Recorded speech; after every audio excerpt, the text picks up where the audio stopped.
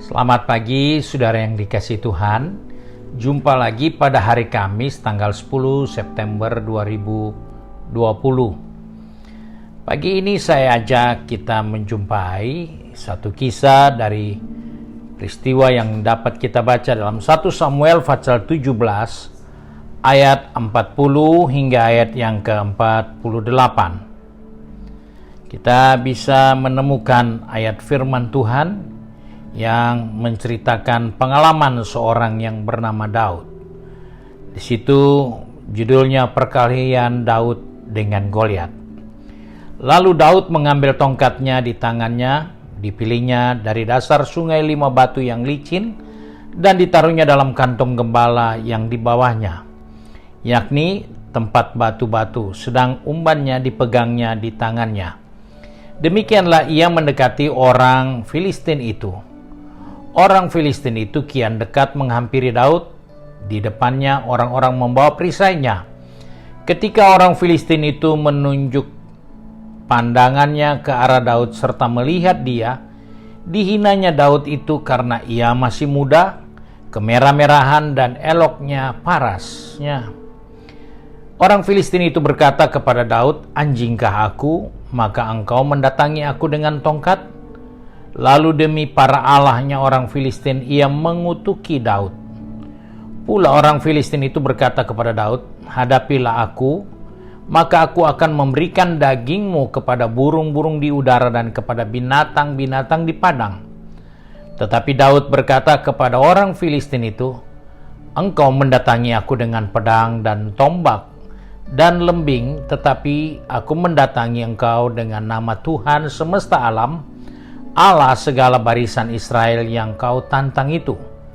Hari ini juga Tuhan akan menyerahkan engkau ke dalam tanganku, dan aku akan mengalahkan engkau dan memenggal kepalamu dari tubuhmu hari ini juga. Aku akan memberikan mayatmu dan mayat tentara orang Filistin kepada burung-burung di udara dan kepada binatang-binatang liar, supaya seluruh bumi tahu bahwa Israel mempunyai Allah, dan supaya segenap jemaah ini tahu bahwa Tuhan menyelamatkan bukan dengan pedang dan bukan dengan lembing, sebab di tangan Tuhanlah pertempuran, dan ia pun menyerahkan kamu ke dalam tangan kami." Ketika orang Filistin itu bergerak maju untuk menemui Daud, maka segeralah Daud berlari ke barisan musuh untuk menemui orang Filistin itu. Kita menjumpai suatu kisah yang terjadi beberapa ribu tahun yang lalu, yaitu peperangan yang tidak seimbang. Kita menemukan adalah seorang yang bernama Daud yang merasa terpanggil untuk melawan Goliat. Pertempuran ini dilihat dan diatur dengan pikiran kita bahwa pertempuran ini adalah pertempuran yang tidak seimbang. Jelas, Daud seorang yang masih relatif muda dan belum berpengalaman, maka dia di atas kertas pasti kalah. Hal ini merupakan gambaran di mana kita menyadari bahwa kita tinggal di dunia ini dan kita ada di tempat atau di sarangnya Goliat. Setiap hari kita menjumpai Goliat yang dalam hal ini adalah masalah. Dan tak ada seorang manusia pun di dunia ini yang tidak pernah menghadapi Goliat. Entah dia bangsawan, entah dia gelandangan, entah dia orang tua, orang muda, miskin atau kaya, cantik atau jelek, pejabat atau rakyat jelata. Semuanya pasti pernah dan akan berhadapan dengan Goliat. Itulah kenyataan yang kita jumpai dari hidup kita di dalam dunia ini. Nah, sebab itu kita menjumpai peperangan yang tidak seimbang, itu selalu kita kalah. Karena jelas namanya juga tidak seimbang. Di mana Daud yang begitu muda dan masih usia yang belia berhadapan dengan seorang yang sudah sangat terlatih perang sejak mudanya. Tetapi cerita Dari firman Allah mengingatkan, yang tidak seimbang itu justru ternyata terlalu kuat. Goliat yang begitu besar menurut pandangan mata kita, dia terlalu kuat dan tidak mungkin dikalahkan, tetapi ternyata dia menjadi tidak berdaya di hadapan seorang pemuda yang begitu lemah dan belum berpengalaman.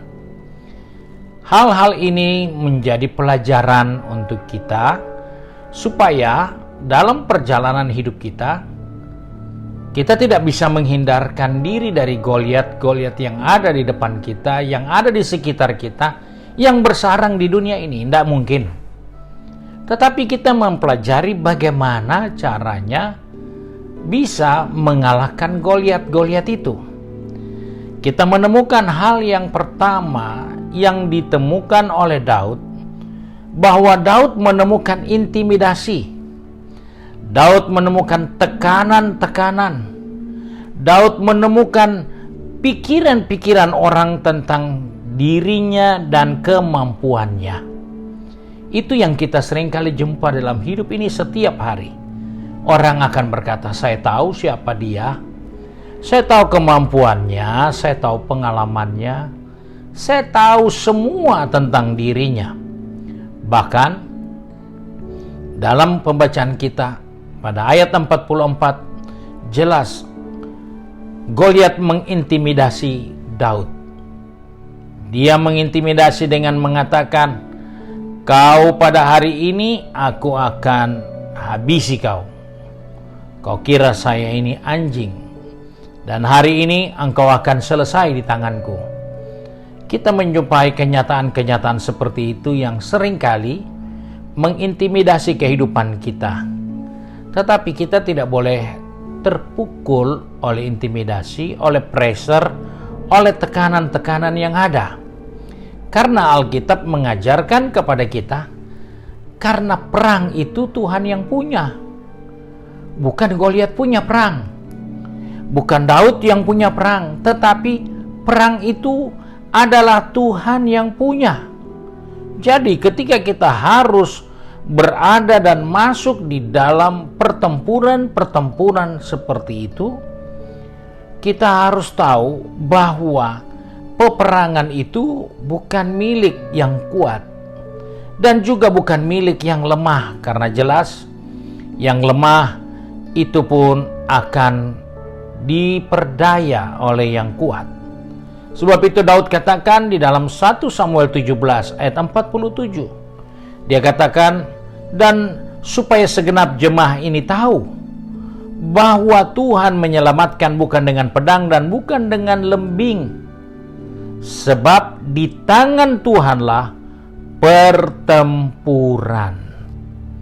Jadi sebagai orang percaya kita diingatkan, setiap pertempuran, setiap pergumulan, setiap perperangan yang datang di dalam hidup kita seperti tekanan-tekanan, intimidasi, pandangan, pikiran orang tentang diri kita, ingat, itu perang bukan perang pressure, bukan perang urat saraf, tapi itu perang Tuhan yang punya. Sebab itu Daud memberikan solusi, bahwa ketika dia akan masuk dalam perang, Daud katakan, aku tidak pakai lembing, aku tidak pakai pedang, aku tidak pakai peralatan-peralatan perang yang sesungguhnya, tapi aku datang dengan nama Tuhan. Karena yang punya perang adalah Tuhan, bukan yang punya senjata. Hitungan strategi manusia, siapa yang punya senjata, dia pasti menang.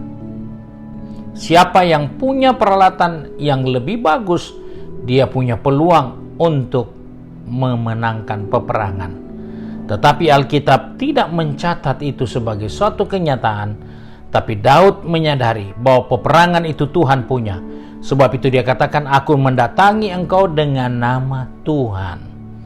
Jadi dengan kata lain, dalam hidup ini persoalan, pergumulan, masalah ada, tapi jangan hadapi dengan pengalamanmu. Pengalamanmu bukan menguasai perang. Pengalamanmu bukan membuktikan perang itu ada dalam pengalamanmu, tetapi yang punya peperangan adalah Tuhan. Sebab itu, gunakanlah nama Tuhan. Karena hanya Tuhan yang mengendalikan peperangan. Hanya Tuhanlah yang akan menentukan kemenangan pada pihak siapa.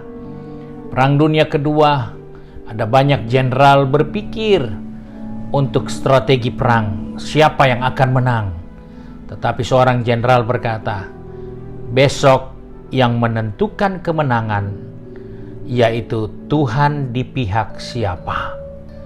Kalau Tuhan di pihak kita, kitalah yang menang.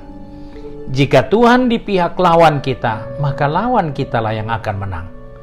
Itu kenyataan dari pakar perang. Nah, kita menjumpai Daud tahu bahwa perang itu Tuhan punya. Sebab itu, Daud menggunakan nama Tuhan untuk menghadapi tantangan, menghadapi lawan, menghadapi musuh yang mengintimidasi dia, yang memberikan tekanan-tekanan kepadanya. Kita melihat bahwa hal ini adalah hal yang tidak boleh kita lupakan.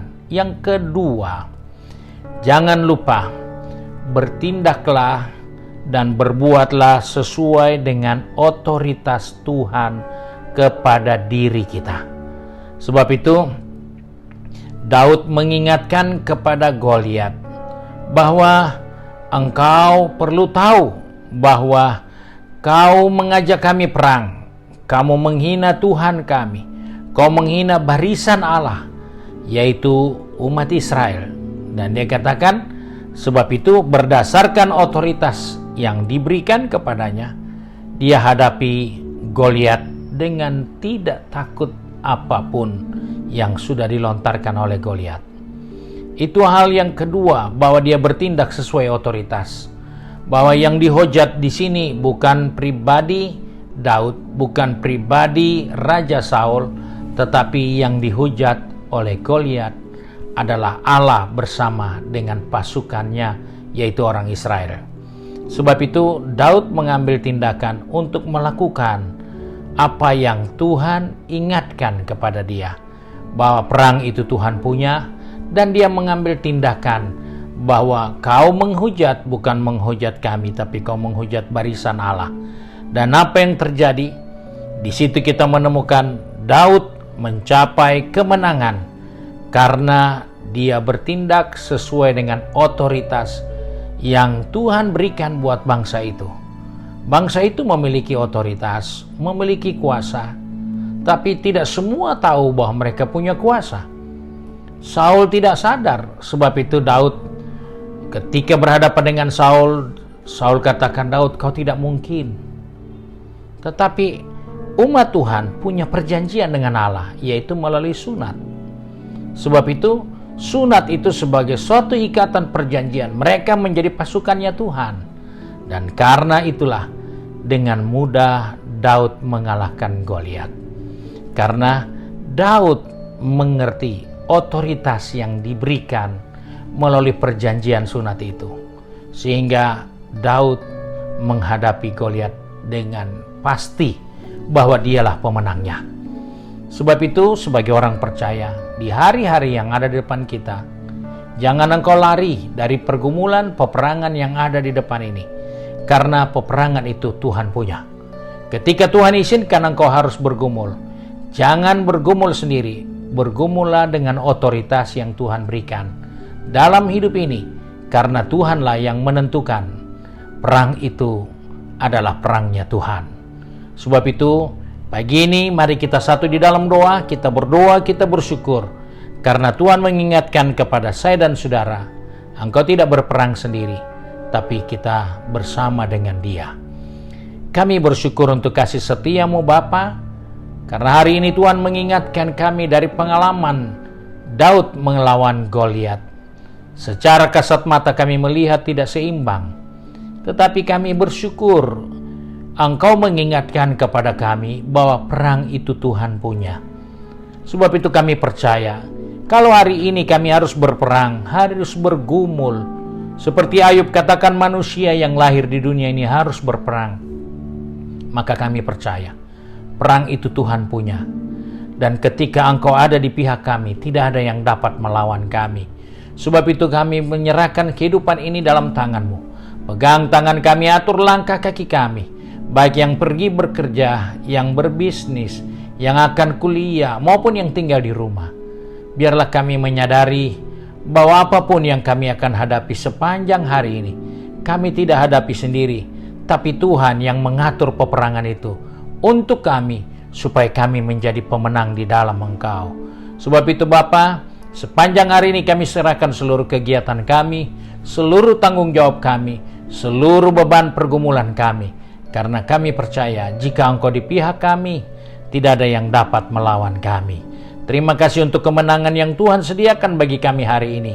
Sebab itu kami bersyukur dan berdoa di dalam nama Tuhan Yesus Kristus, Juru Selamat kami, majikan kami yang baik dan setia. Haleluya. Amin. Puji Tuhan, saudara yang dikasihi Tuhan.